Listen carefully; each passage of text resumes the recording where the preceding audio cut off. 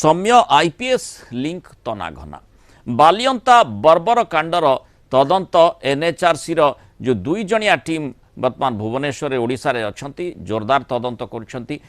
मुख्यतः IPS link रे चली खोलताड़ जेहेतु जो पिटिशन रही जे जो आईपीएस लिंक कथाटी से दर्शा जाइथिला सेही आधार रे एनएचआरसी तार तदंत को आग को बढ़ाऊँगी। एडीजी क्वार्टर्स रे थिबा समस्त ड्यूटी पुलिस कर्मचारी को पचरा उचरा करा जाउछि। सौम्य को केते समय क्वार्टर को डका जाउथिला, एडीजी द्वारा किभली अत्याचार दिया जाउथिला बोली जो अभियोग होइछि तार सत्यता कौन रही से नहीं एनएचआरसी टीम जांच करुछि। ADG quarter driver guard duty रे जो कर्मचारी थिले ऑफिशियल भावे जो माने थिले जीआरपी पक्षरु काहा को पठा जाइथिला एडीजी क्वार्टर्स को से नहीं जोरदार जांच चली। एमिति कि जीआरपी रो जने डीएसपी को मध्य पचरा उचरा करा जिबानी सूचना रही।